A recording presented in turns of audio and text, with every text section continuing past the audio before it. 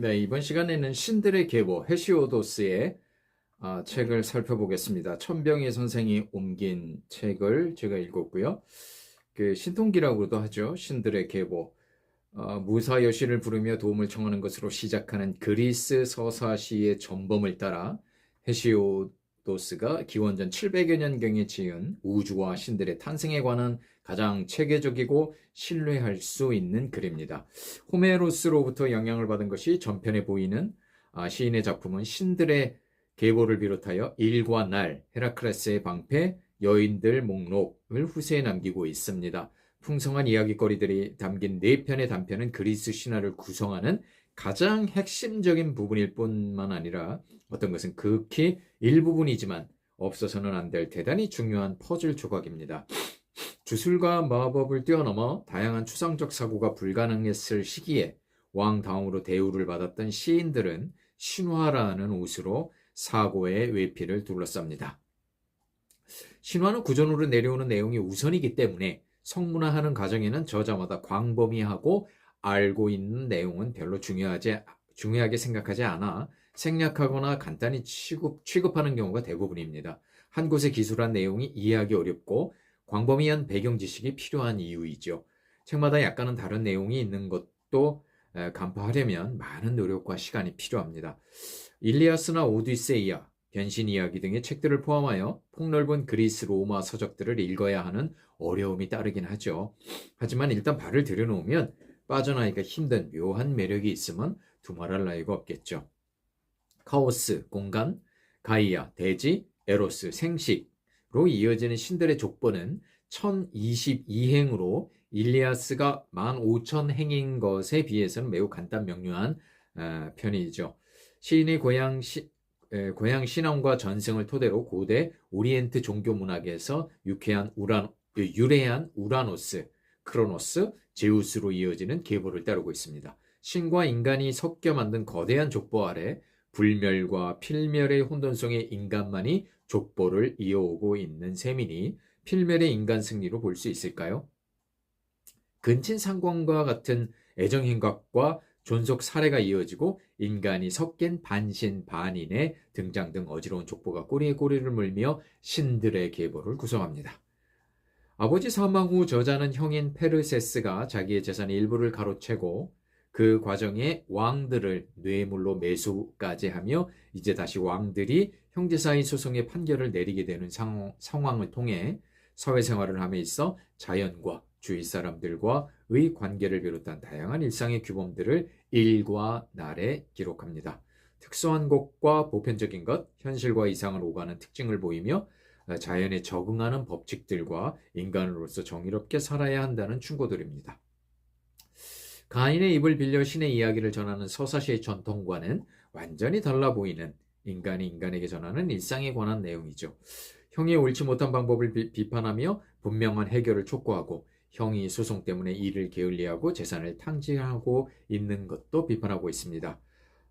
정치 사회적 투쟁과 혼란의 시대에 도덕적 혼란이 겹친 듯한 사회성을 나타내면서도 계절과 일기에 맞는 농사법과 항해 시기 등의 자연법을 소개하고 결혼과 친구관계와 길일과 흉일 등의 소신 있는 주장으로 일상에 얽매여 한계가 뚜렷한 인간이 자연과 사회에 적응하는 과정을 생생하게 묘사합니다. 그 다음에 480행의 헤라클레스의 방패는 헤라클레스의 어머니 알크메네에 관한 이야기와 퀴크노스와의 결투, 그의 방패에 관한 묘사로 헤시오도스 특유의 인생에 대한 사변적 요소가 보이지 않아 훨씬 뒤에 쓰여진 것으로 추정된다고 옮기니는 말합니다. 신들의 계보에 이어 신들의 사랑을 받아 영웅들의 어머니가 된 여인들의 이야기인 여인들 목록이 마지막에 위치합니다. 원래는 방대한 분량이었으나 많은 부분이 소실되어 생략된 부분이 많아 이해하기 쉽진 않습니다. 옮기니의 주석을 빌어야만 근근히 이야기에 퍼즐을 맞춰 나갈 수 있겠죠. 그리스 신화의 또 다른 보고로서의 역할을 감당한다니 그 중요성은 엄청나겠네요. 그리스 서사시는 무엇보다도 인간의 운명에 대한 통찰이 담겨 있습니다. 신들의 조종에 의해서 정해지는 인간의 운명이죠.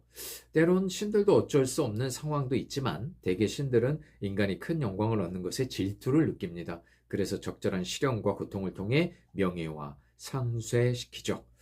사고의 힘으로 인간사와 역경을 헤치고 나아가는 운명을 거스르거나 맞서 승리하는 인간의 모습을 상상할 수 없었던 시대였기에 인간의 생존은 힘겹고 비참하다는 전제가 시의 밑바탕에 깔려 있습니다.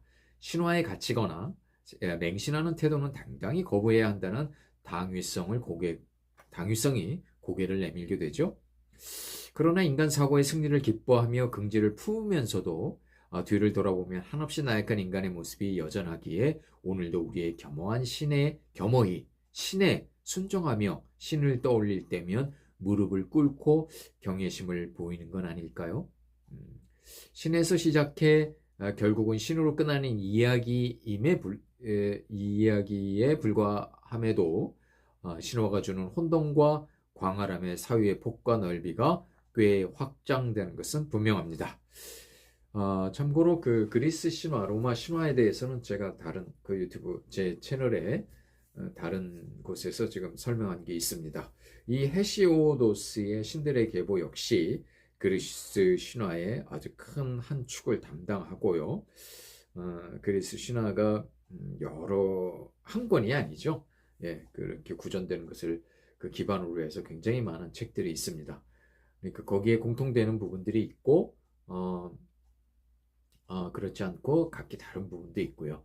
근데 우리나라 그때 그 그리스 신화, 로마 신화 편에서 제가 말씀드린 바 있습니다만, 우리나라에서 알려진 그리스 로마 신화는 그 토마스 불핀치가 쓴 그 그리스 로마 신화가 굉장히 축약돼 가지고 그렇게 그 자기 검열을 거쳐서 나온 책이어서 굉장히 한계가 있다고 말씀드렸습니다. 그래서 그리스 로마 신화를 읽으려면 좀 불편하긴 하지만 개별적으로 이렇게 그 아폴로드로스의 신화라든지 뭐 그 일리아스나 호메로스의 신화라든지 그다음에 이 신들의 계보라든지 이렇게 여러 가지로 개별적으로 읽어서 그걸 좀 종합하거나 이런 그 과정이 좀 필요합니다. 물론 그런 것들을 좀 우리 국내의 그 그리스 로마 신학자들이 이렇게 종합해 놓은 책도 있습니다. 예, 그런 책도 이제 제가 서평을 얘기할 건데요. 어찌됐든 그래도 어쨌든 그 좀 그리스 로마의 신화에 대해서